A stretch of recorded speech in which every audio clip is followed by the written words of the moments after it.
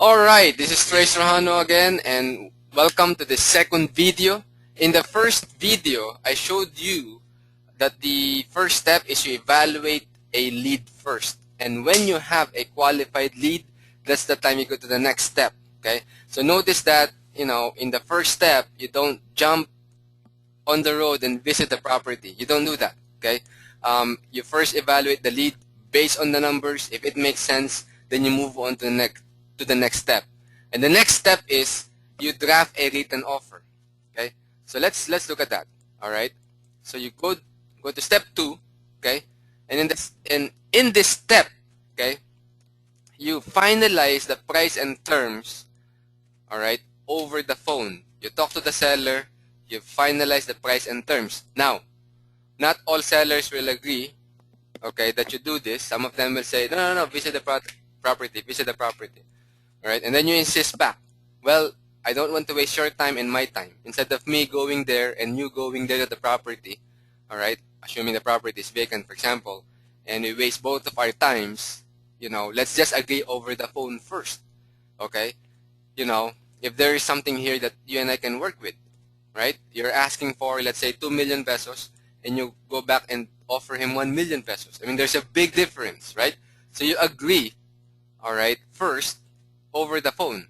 Once you get agreement over the phone, okay, then you send the seller, all right, a written contract.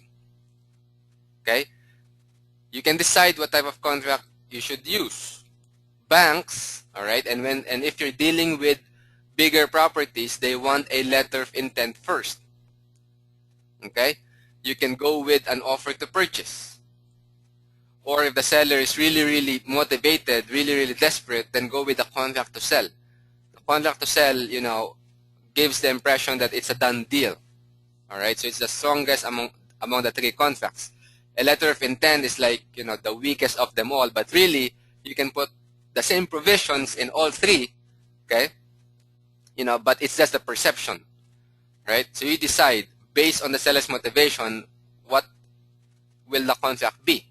Again, if you're dealing with banks, and if you're dealing with bigger properties, in the hundreds of millions of pesos, then typically they would want a letter of intent first. Okay? If you're dealing with, sellers that are somewhat motivated, okay, then you go with an offer to purchase. If you're dealing with a highly motivated seller, then you can get away with a contract to sell. All right? So you decide. And again, if you click here, then you'll find out, what type of contract you can use. Okay? Then you draft that written contract based on your negotiation, and then you email or fax that contract first, okay, to the seller. And if the seller agrees with that, that's the time you move on to step number 3. Okay? So, but if the seller does not agree to your offer, then what you can do, okay, remember, for the members of the Quick Cash Power Dealer Club, you already have a buyer lined up, right?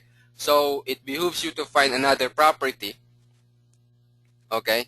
If that property doesn't work out, all right, then you can also check our properties database in order to be able to find another property, okay? So you do that, all right?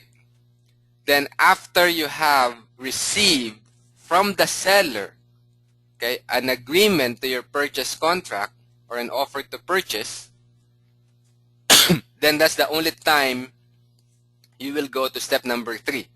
And in the next video, we will talk about step number 3.